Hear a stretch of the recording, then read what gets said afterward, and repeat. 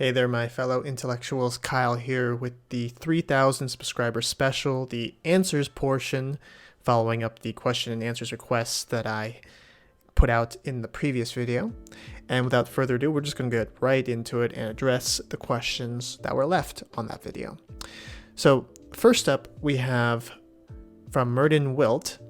The question is, if the Legion of Doom was hiring a physicist, what would be your price?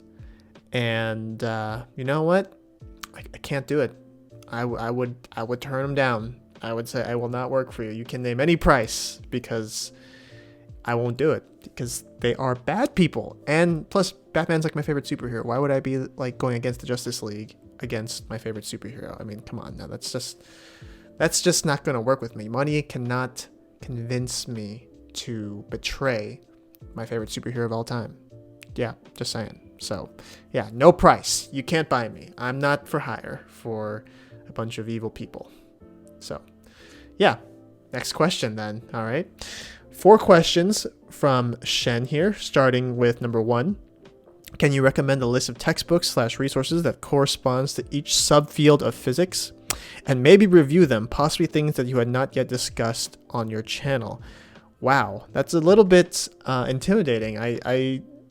I didn't prepare a lot of this, to be honest. This is just kind of off the cuff. So there's definitely no time for me to review any of those textbooks. And to each subfield of physics, wow, that's a lot because I specialize in astrophysics. I'm going to need some time to think about that. I mean, okay, for astrophysics, I would recommend Bob all around, as in the big orange book, Carol Nosley's Introduction to Modern Astrophysics. It's the one that's up here on my shelf, like this, right? It's one of my favorite textbooks of all time because it's orange and because it has good content. It's not just because it's orange, but it has really good content in here. And each subfield, I mean, there's so many different subfields of physics. I mean, you have like plasma, you have particle, biophysics, condensed matter, medical physics, nuclear physics, I think I just said condensed matter. I mean, there's so many, and I don't have textbooks from all of those subfields, unfortunately. Particle physics, I might recommend sort of Griffiths's elementary particle physics book or Introduction to Elementary Particle Physics book. I'm trying to think if there's anything else that I know of. Like off the top of my head, really, I really don't know many other textbooks in physics. I have a lot of general physics textbooks, but not a lot of textbooks spread out across different subfields of physics. So unfortunately, I cannot actually answer that question the way that you had hoped. So I apologize to you, Shen. To your second question, you ask, if you were to start all over again, would you do physics up until this point? Wow, that is a very good question. Would I keep doing physics for as long as I have been doing it? I'd like to say yes. If I could do it all over again, I might have not tried to jump around so much in my undergrad. I might have tried to just find one thing and stick with it. But me as a person, I can sort of find just anything pretty much interesting in physics. So it would probably still be hard to find the right subfield for me to be in. But yeah, I generally like to think I would have stayed in physics again if I had to do it all over again. Number 3 is, what do you think of the difference doing physics in America in comparison to the UK and Europe in general? Well, here's one thing. I've never actually been to the UK or Europe, so I already don't have a really good sense of what it's like over there. Based on the very limited amount of information I have, based on like videos and just sort of word of mouth, it seems like in the UK and Europe, it seems that master's degrees are required first before you start doing a PhD, which is not the same thing in the United States, because I, for example, went from a bachelor's program into a PhD program, and I got my master's along the way, whereas from what I see, the European physics students have to get their master's degrees first before pursuing a PhD. Now, is one better than the other? I'm not sure because I haven't done them both. But I do think their method of study is interesting. And in some aspects, I think doing the master's degree might actually help inform you as to whether or not you'd want to continue in doing a PhD, as opposed to just jumping right into a PhD program like in the United States. So, yeah, I mean, I could see, possibly doing a master's degree in Europe being helpful. Problem is in America is that master's degrees are usually not funded degrees to do, unlike PhDs. So it's quite a cost to do a master's degree before a PhD in the United States. So that's essentially my thoughts on the matter. Question number 4 says, where do you see yourself in the next 10 years? Kind of cliche, but nonetheless, if possibly maybe outline possible events in the future. Wow. So you want me to read the future? I wonder if I could just like build a wormhole or something and just tunnel through it and just sort of see what I do in the next 10 years. But to be honest, this is something that I have been thinking about quite a bit because I'm getting closer to the end of my PhD program. Like I am in my 5th year.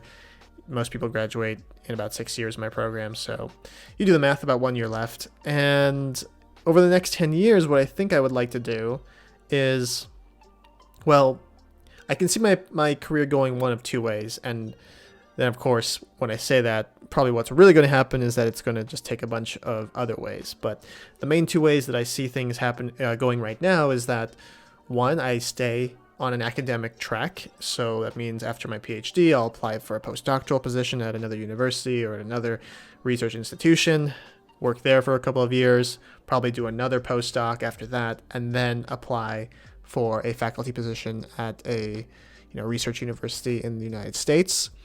That essentially would take me, the next 10 years. Essentially, that I'd hopefully be looking at possibly getting tenured by then. That seems a bit of a long shot, but, one can hope if I stayed on the academic track. If I decide not to stay in academia, which I think is something that I have to at least consider because statistically speaking, it's just very hard for people to stay in academia. Not every PhD can become a professor just because of the nature of the job market and that there are less jobs as opposed to people applying to them. Then, not getting an academic position is something that is a possibility. That's not something that I like to think about too much, but I have to acknowledge that it could possibly happen. And the directions that I see myself going in if I don't stay in academia is trying to work for NASA again, because I did an internship at NASA when I was an undergrad. And if I didn't end up at NASA, probably just work in an industrial job position, thinking about sort of like data science. I don't know, like that's data science is like the thing that like all physics PhDs seem to gravitate to after finishing a physics PhD if they don't stay in academia. But I don't really know what are careers out there for me besides those options, which is something I probably should think about more, to be honest. So thanks for inspiring some food for thought for me, because yeah, I got some thinking to do. And yeah, that's essentially it for Shen. So thank you, Shen, for your 4 questions. And then we have here from COP, what advice would you give to an incoming physics major? If you could redo your undergraduate degree, what would you do differently? Boy, let's think about this. What advice would you give to an incoming physics major? It's probably going to sound super cliche, but, go to class, study hard, try and go to your professor's office hours, work with other people in your major. It's hard to do those problem sets by yourself, so try and get some assistance. And, learning to collaborate is a very important skill, not just in physics, but in any pursuit, I'd say. And what else? I would also say, be open to using a variety of resources. Like, this channel of mine has been sort of advocating for non-traditional resources like YouTube videos, books that are supplementary to main textbooks in physics, those kinds of things. So that would essentially be my incoming physics major advice. I guess also consider taking a lot of math classes as an undergrad, because obviously in physics there's a lot of mathematics, and knowing more math is just going to help you in the long run overall, I'd say, because you never know when you're going to need it, to be honest, especially if you get into a more theoretical field of physics, because it's very mathematical, which is something that actually I don't really have much experience with. I didn't take a lot of pure math classes. So yeah. It says here also, if you could redo your undergraduate degree, what would you do differently? I would definitely still do physics as my main degree. And as some of you know, my trajectory with my undergraduate career was that I started off in mechanical engineering, then I moved to physics as my major, and then I added a writing minor, and then I dropped that and added a applied math minor. And that's what I finished with. If I could do it again, I would probably try and double major this time, and physics would still be the main degree. The second degree, I would say, would be a toss-up between applied math, because I was pretty close, I'd say, to getting an applied math degree. I probably just needed one more semester to do it, but just figured I'd just leave with the minor in 4 years. And if I didn't do applied math, it would be computer science, I'd say, because I think computer science actually has a lot of application nowadays, and physics and astronomy are benefiting from a lot of computer science skills. So, for example, in astronomy, big data is a huge thing now, and so knowing how to sort of efficiently sort through gigabytes and terabytes of data, knowing how to apply machine learning techniques and data mining techniques to astronomical data sets is very important, and just overall knowing how to code efficiently, I think, is very important. So I think that's why I would strongly consider doing computer science as my second degree, or as another minor if I could go back and do it again. But yeah, that's essentially what I would do. Thanks for the question. And finally, we have here from Jay, just Jay.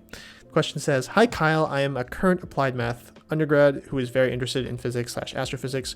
What were the most important math concepts going into your graduate program? Also, in your opinion, is a physics or astrophysics worth it? Thanks a lot." I'm going to assume a physics or astrophysics degree worth it. So first off, let's address what were the most important math concepts going into graduate school. I would say probably knowing linear algebra and differential equations, especially partial differential equations, were the most important, because you see a lot of that in those introductory graduate classes in graduate school. So when you're taking like classical mechanics or electromagnetism, quantum mechanics, those classes have a lot of PDEs, a lot of linear algebra, and it just helps to know that stuff very well, so you can focus more on the physics aspects of those problems as opposed to the math of it all. So I would say those were probably the most important stuff. But that's just coming from my personal experience. If you go into a more theoretical field like I was talking about earlier, I could imagine taking stuff like group theory, real analysis, complex analysis, set theory, all that kind of stuff, I think would probably be useful if you wanted to do, for example, like particle physics, for example. So yeah, those are what I think those classes.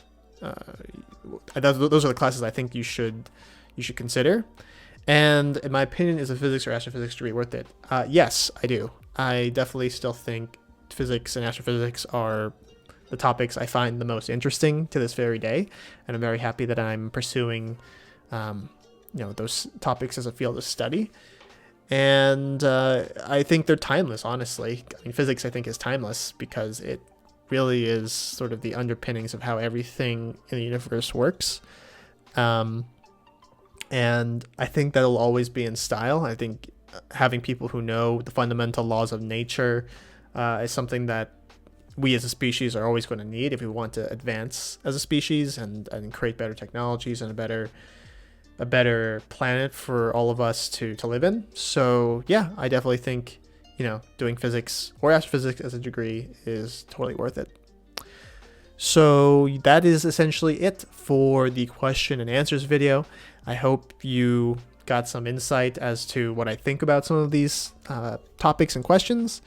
And I really appreciate everyone's support again for helping me get to 3,000 subscribers. It's been quite an amazing journey, and I just can't wait to keep growing as a person, as a creator, and growing this community and my channel even more in the future. So thank you, everyone. I will see you in the next video, and I hope you have a wonderful day. Take it easy.